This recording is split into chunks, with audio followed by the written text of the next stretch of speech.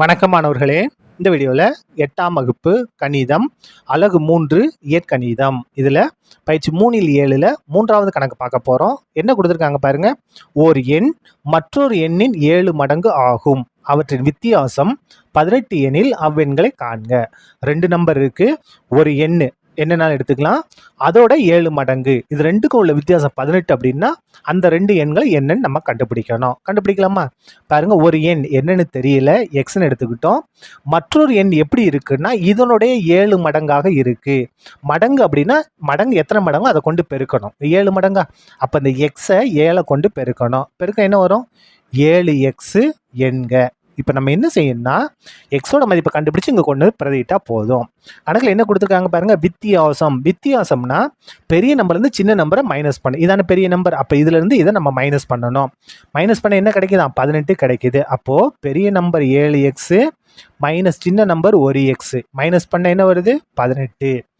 7xல் 1x minus பண்ணுறோம், அப்போ என்ன வரும்? 6x. முன்னாடி இதுமாதிரிலாம் 1 இருக்குது, சரியா? 7லேருந்து 1 மைனஸ் பண்ணால் 6, என்ன 6 + 6 தான், ஈக்குவல் டு 18. நமக்கு என்ன வேணும்?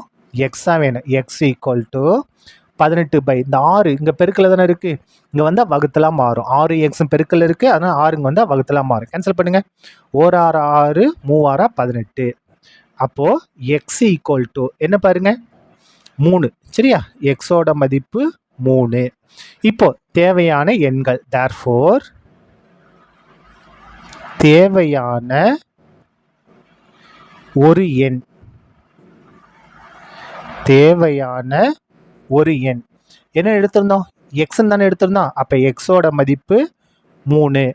மற்றொரு எண், மற்றொரு எண், மற்றொரு எண்ணை நம்ம என்ன எடுத்திருந்தோம்? 7xன்னு எடுத்திருந்தோமா?